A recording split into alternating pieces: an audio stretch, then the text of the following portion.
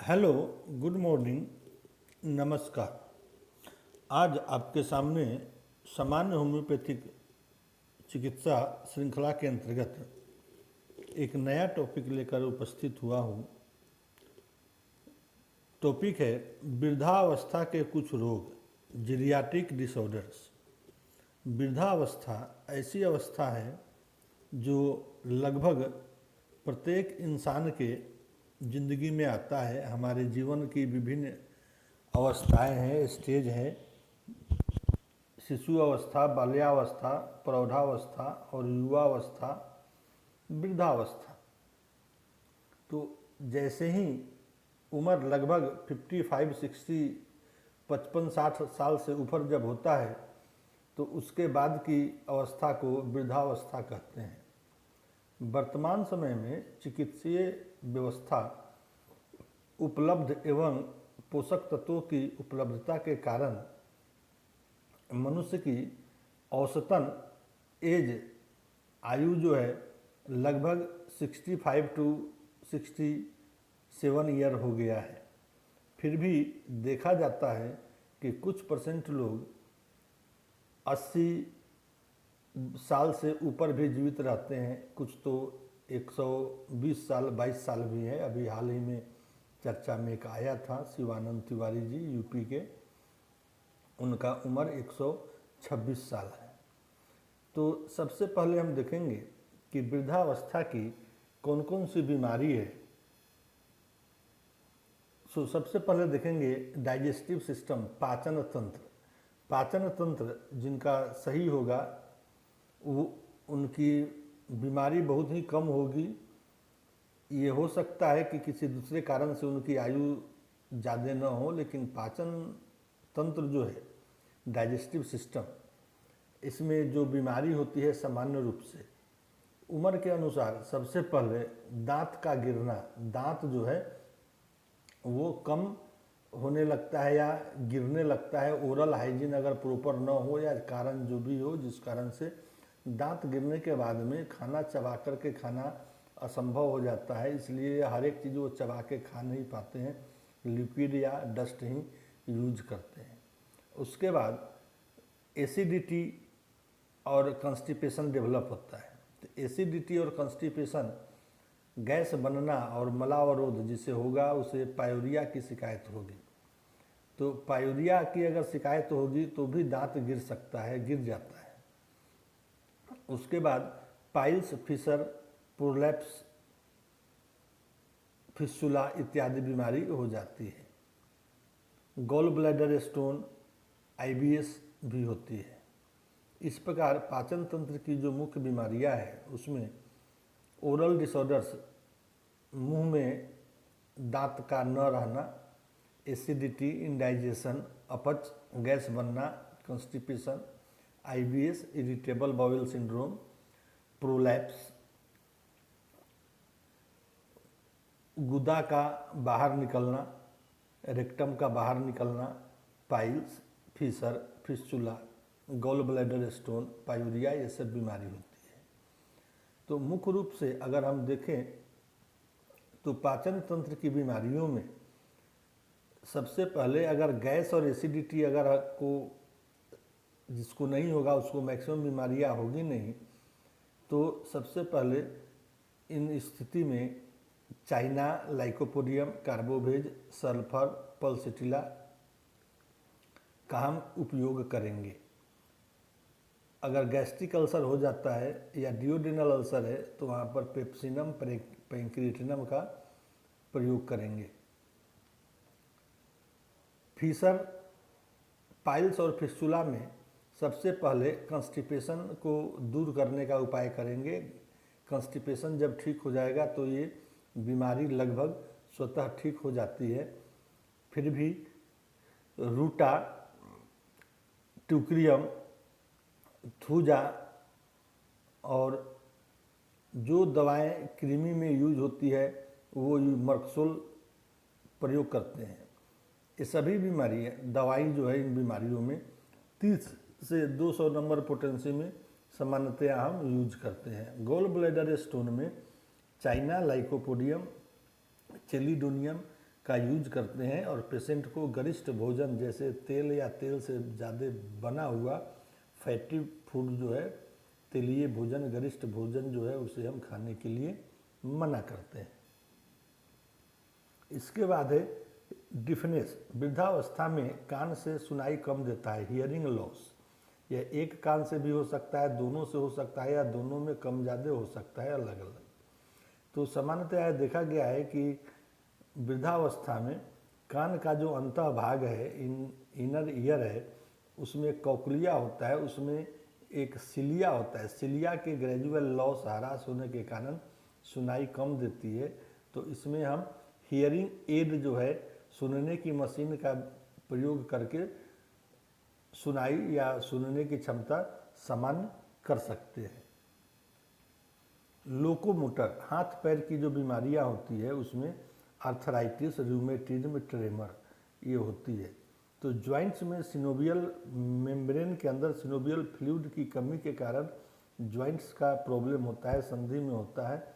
और इसमें दूसरा कारण है जो हड्डी के जो लॉन्ग बोन है, जो लंबा अस्थि होता है लॉन्ग बोन, उसके दोनों सिरों पर वृद्धि होती है। जनरली देखते हैं कि पैर की जो हड्डी होती है, फीमर और टिबिया, फीमर का निचला भाग और टिबिया का ऊपर का भाग जो होता है, उसमें हड्डियों का वृद्धि हो जाता है, या तो शरीर में ज़्यादा कैल्शियम होने के कारण या किसी कारण से, तो वहाँ ये बीमारी डेवलप होती है। इसके लिए फाइटोलक्का,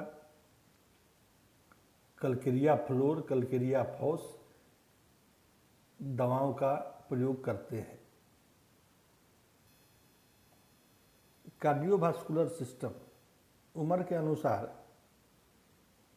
सामान्य महिला या पुरुष में जो बीमारी पाई जाती है, एक होता है blood pressure.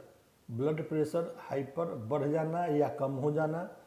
Coronary disease, coronary artery में जैसे ये सुनने में आता है कि उसको हार्ट अटैक हो गया, तो हार्ट में जो ब्लड सप्लाई आर्टरी करती है उसे कोरोनरी आर्टरी कहते हैं। कोरोनरी आर्टरी में फैट जमा हो जाने के कारण ब्लॉकेज होता है, जमाव बंद हो जाता है, जिसके कारण जिस भाग में ब्लड की सप्लाई नहीं होती है वहाँ वो पार्ट काम करना बंद कर देता है, जिसे हार्ट अटैक कहते हैं। वाल्वुलर डिजीज, जो वाल्व होते हैं हार्ट में, ट्राइकस्पिड एंड बाइकस्पिड जो वाल्व होते हैं, वाल्व के ऊपर बैक्टीरियल इन्फेक्शन के कारण या ब्लड में इन्फेक्शन के कारण या कैल्शियम की मात्रा बढ़ जाने के कारण वाल्व की इलास्टिसिटी जो होती है, लचीलापन कम हो जाने के कारण वाल्व सही प्रकार से बंद नहीं होता है, जिस कारण रीगर्जिटेशन या ऊर्ध्वांग होता है। इस कारण भी बीमारियां होती है और बहुत से इसके कारण होते हैं। और खून कम होने के कारण हार्ट को ज़्यादा पंप करना पड़ता है, जिस कारण हार्ट का साइज बढ़ जाता है, जिसे हम कार्डियोमेगाली कहते हैं। तो हाइपरटेंशन के लिए ब्लड प्रेशर अगर बढ़ जाता है तो वहाँ पर rauwolfia serpentina, China, gelsemium, belladonna, lachesis, glonoine, natrum mur medicine का लक्षण के अनुसार हम प्रयोग करते हैं। इसमें कोलेस्टेरिनम जो सार्कोस ग्रुप की दवा है उसकी 30 पोटेंसी 2 खुराक हर एक 6 दिन पर अगर 1 महीने तक यूज करते हैं तो कोलेस्ट्रॉल का लेवल कम जाता है। इस दवा के प्रयोग से पहले लिपिड प्रोफाइल टेस्ट करा लेना जरूरी है, जिससे हमें मालूम होता है कि कोलेस्ट्रॉल का लेवल कितना है। कोरोनरी डिसऑर्डर्स में सबसे पहले एंजियोग्राफी जो टेस्ट होती है, वो टेस्ट के बाद मालूम होता है कि ब्लॉकेज कितना % है। तो वहाँ पर कोलेस्टेरिनम के साथ थूजा 200 नंबर की दवा 3x और 6x पोटेंसी की कोलेस्टेरिनम सुबह शाम कंटिन्यू बायोकेमिक लो पोटेंसी में अगर 3 दिन देते हैं, फिर 3 दिन के बाद 2 दिन गैप के बाद में हम देते हैं थूजा 200 नंबर की 2 खुराक, फिर 3 दिन, ऐसा करके 1 महीने तक हम दवा का यूज करते हैं। इससे भी लाभ होता है। वाल्वुलर डिसऑर्डर में ब्लड टेस्ट कराने के बाद में अगर RA पॉजिटिव है, RA पॉजिटिव जो अगर है तो वहाँ पर हम स्ट्रेप्टोकोक्सिनम जो ब्लड कल्चर रिपोर्ट के बाद क्लियर होता है कि स्टेफाइलोकोकस बैक्टीरिया का इन्फेक्शन है या स्ट्रेप्टोकोकस का है, तो जो टेस्ट में आता है सेंसिटिविटी टेस्ट में, उस दवा का 200 पोटेंसी की दवा सुबह शाम 2 दिन हर एक 10 दिन पर 3 बार रिपीट करते हैं। और साथ में रस्टक्स 200 नंबर की 2 खुराक दवा 3 बार के लिए रिपीट करते हैं और 1 महीने में बहुत ही लाभ मिलता है। अगर ब्लड प्रेशर बढ़ा हुआ है तो यहाँ राउल्फिया सर्पेंटाइना देते हैं। अगर ब्लड प्रेशर लो है तब यहाँ पर चाइना या जिल्सिमियम के बारे में हम सोच सकते हैं। कार्डियोमेगाली की स्थिति में हार्ट का जो साइज बढ़ जाता है उसके लिए हम एनीमिया को करेक्ट करते हैं। एनीमिया मतलब हीमोग्लोबिन के लेवल सामान्य हो जाए। इसके बाद देखते हैं विजुअल इम्पेयरमेंट, आँख से रोशनी या दिखाई कम देना। तो इसका मेन कारण एक है कटरैक्ट। कटरैक्ट जो होता है मोतिया बिंदु या 2 प्रकार का होता है, एक एक्यूट होता है और एक क्रोनिक होता है। एक्यूट में कॉस्टिकम 30 सुबह शाम देते हैं, उसके साथ में कलकेरिया फ्लोर 3x और कालीम्यूर 3x दोनों दवाएं 3 घंटे के अंतर से सुबह शाम अगर देते हैं तो 15 दिन में ही हमें लाभ मिलता है। कॉस्टिकम हम लगातार नहीं देते हैं, 2 दिन के लिए देते हैं, फिर 8 दिन के बाद देते हैं। उसके साथ सिनेरेरिया मेरिटिमा आई ड्रॉप सुबह शाम 1 या 2 बूंद 2 बार लगातार हम यूज करते हैं। अगर मोतियाबिंद जो है वो क्रोनिक हो गया है, दिखाई देना नहीं कम दे रहा है और मैच्योर हो गया है तो उसे हम सर्जरी करके ठीक करते हैं। इसलिए इस केस को हम आई स्पेशलिस्ट के पास में भेज देते हैं। एक होता है दूर की वस्तु को कम दिखाई देना और दूसरा नज़दीक की वस्तु को कम दिखाई देना या बुक्स वगैरह पढ़ने में दिक्कत होना, सुई में धागा न लगाना, स्पेशली महिलाओं में।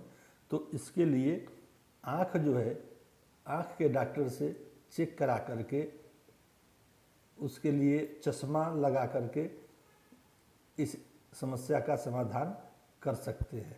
इसके साथ विटामिन सप्लीमेंट डाइट में देखें भोजन में कि क्या कमी है, उससे हम सप्लीमेंट करके पूरा कर सकते हैं। नेक्स्ट है रेस्पिरेशन एंड स्लीप, सांस की बीमारियां एवं नींद।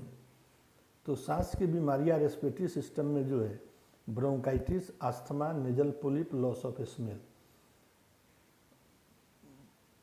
उम्र दराज लोगों में ज़्यादातर खांसी की बीमारी होती है या अस्थमा की बीमारी होती है। ये एलर्जी कारण से हो सकता है या सिगरेट बीड़ी का सेवन करने से भी हो सकता है। नाक में मांस बढ़ जाने को नेजल पोलिप कहते हैं। और किसी किसी में ये देखा गया है कि उन्हें गंध जो होती है, स्मेल का पावर, स्मेलिंग पावर कम हो जाता है। तो नाक में respiratory mucosa and olfactory mucosa होता है। ऑल्फैक्टरी म्यूकोसा मीन्स गंध रंध्रिकाएँ। तो इसके लिए अगर लॉस ऑफ स्मेल है, पानी भी बदबूदार अगर लग रहा है तो इसके लिए सल्फर मेडिसिन केंट रेपर्टरी में है, वो यूज कर सकते हैं। या इक्विलिप्टस के पत्ते को नाक के पास ले जा कर के टेस्ट करते हैं कि ये सही है या गलत स्थिति है। नेजल पोलिप के लिए ट्यूक्रियम, थूजा, सेंगुनेरिया मेडिसिन का प्रयोग करते हैं। अस्थमा अगर है तो इसके लिए blatta orientalis, rhus tox, dulcamara, natrum sulph दवा का बारे में सोचते हैं। ब्रोंकाइटिस में सबसे पहले ब्रोंकोडाइलेटर, होम्योपैथी में एलोपैथी की जैसा ब्रोंकोडाइलेटर भी है। जैसे निम्बुलाइजेशन अगर हम करते हैं ब्लाटा ओरिएंटलिस मदर टिंचर 5 से 7 बूंद डाल करके, तो ये बहुत ही तात्कालिक लाभ देता है। विशेष परिस्थितियों में केस टेकिंग करने के बाद में जो कारण और स्थिति होती है वो दवाओं का मैं प्रयोग करता हूँ। यूरिनरी सिस्टम जो है, पेशाब या मूत्र तंत्र के लिए जो समस्या है, रीनल स्टोन है। स्टोन किडनी में या यूरेटर या यूरिनरी ब्लैडर में हो जाए, पेशाब की थैली में, प्रोस्टेट बढ़ जाना, स्ट्रिक्चर यूरेथ्रा। तो रीनल स्टोन के लिए जो दवा है, सबसे पहले berberis vulgaris, lycopodium, China, sabal serrulata, sarsaparilla medicine का प्रयोग करते हैं। दाएं भाग का पथरी और बाएं भाग के पथरी के लिए अलग अलग दवाओं का प्रयोग करते हैं। सामान्यतया उम्र के साथ या वृद्धावस्था में प्रोस्टेट बढ़ जाता है। तो प्रोस्टेट जब बढ़ जाता है तो पेशाब की नली में कंस्ट्रिक्शन, सिकुड़न होती है, जिससे पेशाब करने में दिक्कत होती है और कभी कभी बूंद बूंद आती है या कभी पूर्णतः धीरे धीरे रुक भी जाती है। तो रुक जाने की स्थिति में कैथेटर का प्रयोग ही सबसे श्योर और निश्चित है। उसके बाद मेडिसिन कोनियम, सबाल सेरुलाटा, थूजा का प्रयोग करते हैं। सबाल सेरुलाटा मदर टिंचर 10 से 15 बूंद 6 घंटे के अंदर से अगर दे तो 24 से 48 घंटे में इससे फायदा दिखता है। मेडिसिन कोनियम और उसके बाद में थूजा का भी प्रयोग किया जाता है। इसके साथ स्किन, चमड़े की जो समस्याएं होती है, तो उम्र के अनुसार स्किन की इलास्टिसिटी कम होने के कारण, तन्यता कम होने के कारण झुर्रियाँ पड़ जाती है। तो वृद्धावस्था में सामान्य स्वास्थ्य बनाए रखने के लिए ये ध्यान देना चाहिए कि रेगुलर रूटीन हेल्थ चेकअप, हर एक 2 महीने या 3 महीने पर स्वास्थ्य परीक्षण कराएं, रेगुलर एक्सरसाइज करें, संतुलित भोजन समय पर करें और सही सोच रखें। 4 से 6 घंटे की नींद पूरी हो। परिवार में अच्छा सामंजस्य संबंध बना के रखें और सोशल अटैचमेंट, सामाजिक सहभागिता में भी सम्मिलित हो। घर में अकेले रहने से एकांतवास के कारण भी मानसिक समस्याएं उत्पन्न हो जाती हैं। इस प्रकार हम वृद्धावस्था के रोग के बारे में देखें और विभिन्न स्थितियों में अलग अलग होम्योपैथिक दवाओं का सेवन करके, उपयोग करके हम स्वस्थ रह सकते हैं और दूसरों को भी स्वास्थ्य प्रदान कर सकते हैं।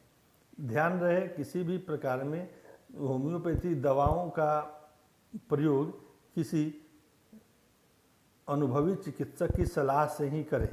हर एक स्थिति में अपने अनुसार दवाओं का सेवन न करें।